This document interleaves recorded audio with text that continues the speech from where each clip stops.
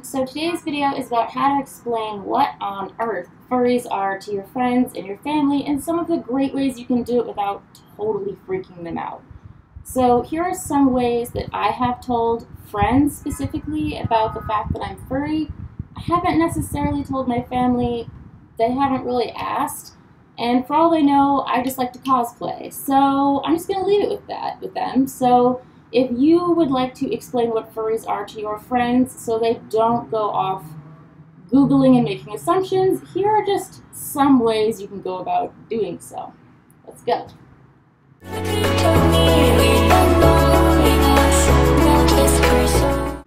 So here's the easiest way you could explain what furries are. Simply define it.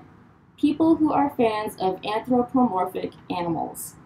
People who like animals with human characteristics or a more anthro look to them, or what have you. Simple, easy, to the point.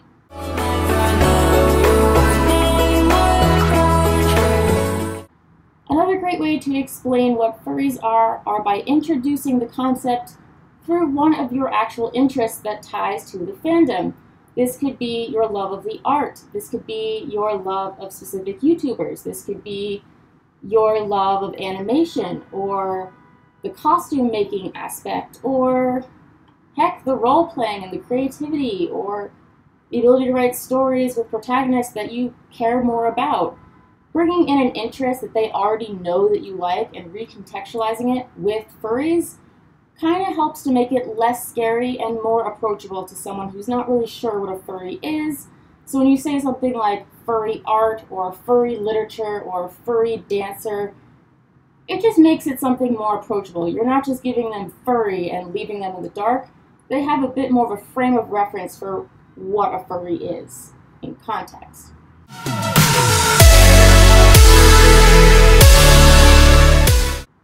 Now, another great way to explain what furries are or what a furry is by giving basically a history of where the fandom originated.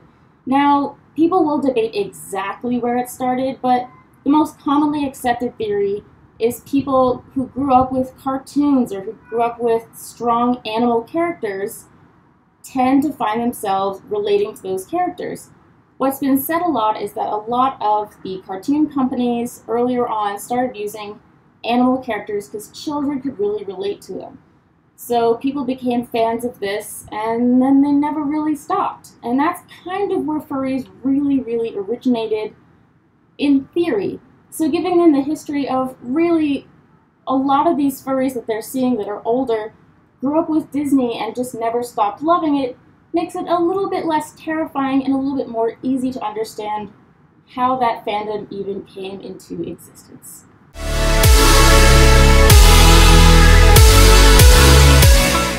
Now, if you're like me, you have friends and family who have done their fair share of Google searching.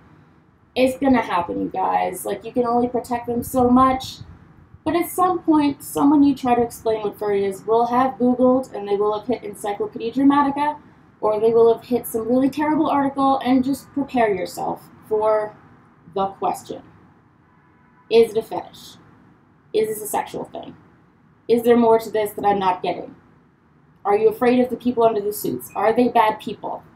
That kind of line of questioning is going to be really hard to answer in a really dignified and concise way, but try your best.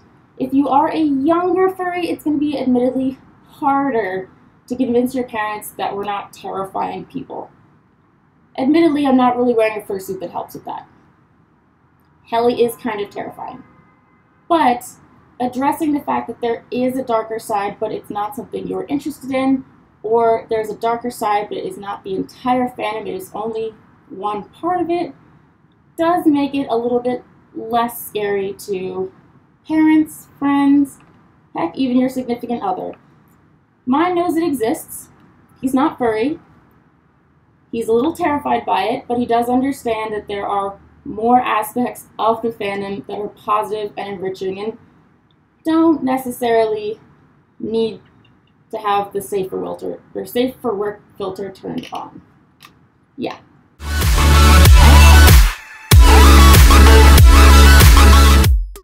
Now, a good way to explain what furries are and why it's a thing that people like is actually by introducing your parents or your friend to your fursona.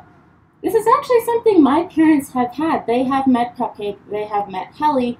For all they know, they're cartoon characters. They haven't really asked much about it. But if you have a fursona, being able to contextualize your interests with furries and what furries are, and then showing, what you've created as a member of the furry community makes it less scary. It can put a face to a name, or in this case, a final product to an interest that they don't entirely get. So if you have a fursona, this is a really great way to explain what furries are.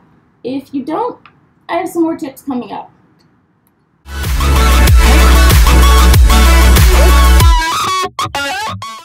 Alright, and finally, be positive. I know we're not always the most positive community, but if you're trying to represent us or explain what we're about, be happy, be upbeat, answer questions, be extremely helpful. This is going to help make us look really good.